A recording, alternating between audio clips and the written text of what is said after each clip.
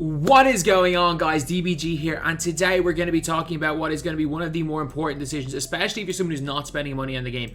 What is one of the most important decisions you are going to make in NBA 2K23 Myteam. And lads, when this video is live, I will currently be talking all about this game mode, all about everything, answering any questions you guys have about the game mode. And basically, I will be doing that on the DBG Clips channel. So a link will be in the description to the DBG Clips channel. We were yesterday talking about it. And today we're going to spend probably 2 hours or so just talking purely about the game mode of Myteam. But right now we're going to be talking about what is an incredibly, and I mean incredibly important decision.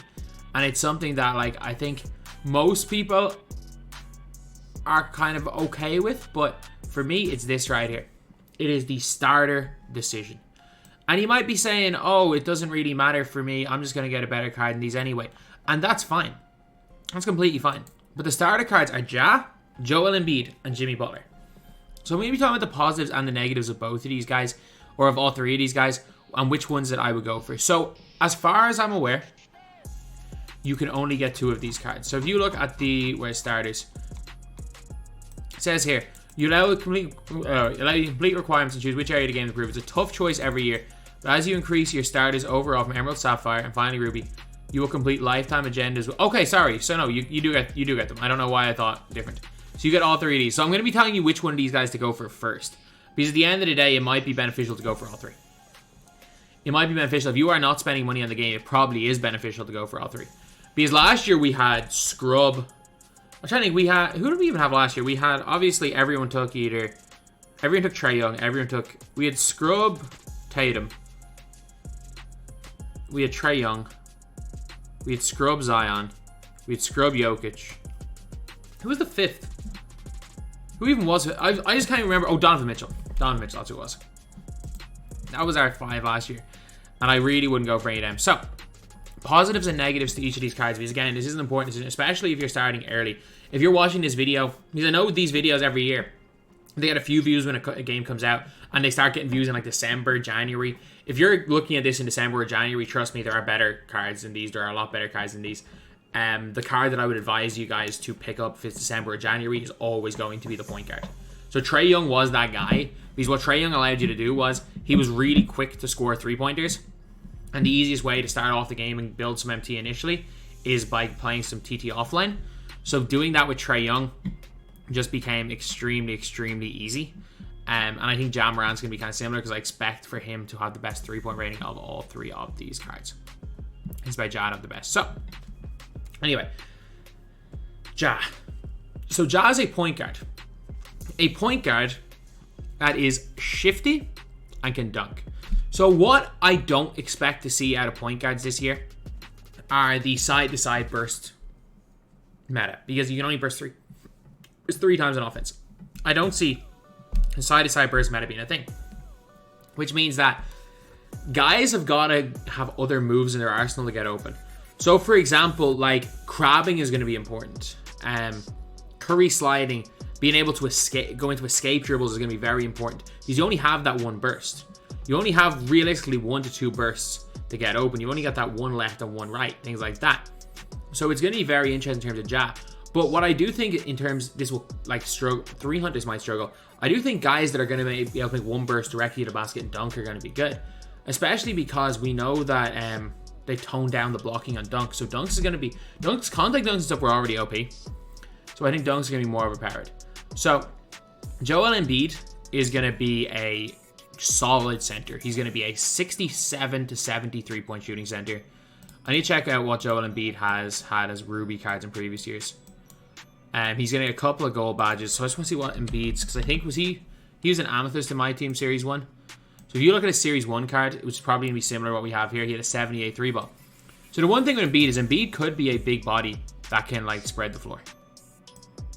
That's one thing that Embiid very well could be, is a big body that can spread the floor. And if he's a big body and can spread the floor, he could be a very effective card.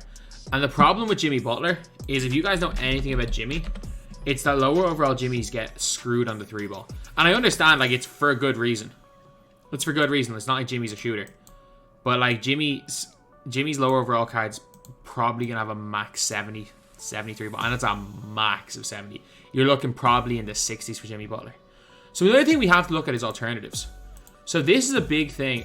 If you are looking, this dude right here is going to be hell.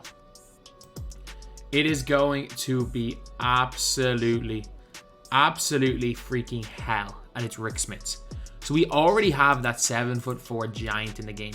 And depending on how interior game is, a lot of people are saying post game is OP. And the only thing with post game being OP is it's very hard to tell when non-skilled players are playing the game what they mean by post game is OP. Are hooks and fadeaways OP again? Is it OP to dream shake someone and shoot a fadeaway in their face? If that's OP, then we're going to see Joel Embiid in a better situation. But if by paint being OP, they mean just giant player scoring over everybody, that means you're going to see Rick Smits bully everybody. And I mean Rick Smits bully literally everybody on the floor. He is going to be a straight up bully, and I'm being dead serious. Rick Smits could be freaking hell. So that's one of the things with Joel Embiid is like, if you don't plan on using your starters, you plan on using like Amethyst cards day one, doesn't really matter who you pick. But the fact that Rick Smits is probably going to be cheap, like he's only going to be 3-4 KMT, and he's going to probably bully Joel Embiid, I think that there's a better option. As far as point guards, we haven't seen as anywhere in the dev blog a point guard that would be comparable to a Ja, other than like this Derrick Rose and stuff. When this Derrick Rose is going to be so far ahead of Ja, he's also going to be quite a long time to get. So if you're looking at this, you can see the selection right here. Obviously there is Ja as far as lineup helper. As far as current NBA point guards being available in the token market, I don't think we really see many. Jordan can't play the one. We've obviously got Stephen Curry, who's going to be a really nice player. And then you've got, say, here in the draft, where I'll block up my pen, you've got like Chauncey. Chauncey's not going to be up to much. We're looking at Steph, who's a different type of player. Steph is that 3-hunter. And because Steph doesn't rely too much on bursts because he has the Curry, I think Steph could be a damn beast. But the player that I think, like if you look at Fred Jones, I can't see how Jimmy Butler is going to be better than Fred Jones. Because Jimmy Butler is going to be pure lock. But there's always these pure locks in the game that are just, like Jerry Sloan was a pure lock last year. If we want to look at, we're going to get another just random white dude who just shouldn't be as good as he is. Like Gus, Jerry Sloan and stuff ran the game last year. Like if you look at Jerry Sloan's like pure defensive stats are going to be probably better than Jimmy's. They're probably better than Jimmy's. He had all these defensive badges. Like Jimmy Butler doesn't get good defensive animations either from what we've seen. So, and then we also Fred Jones is probably going to be most people shooting guards. Small forwards, maybe Jimmy Butler. So like what I would suggest for you guys to do is the first starter I would get no matter what is Ja. Ja is going to be the easiest to level up. Ja is going to be the easiest to get to a Ruby by far. The hardest to get to a Ruby is going to be Jimmy Butler.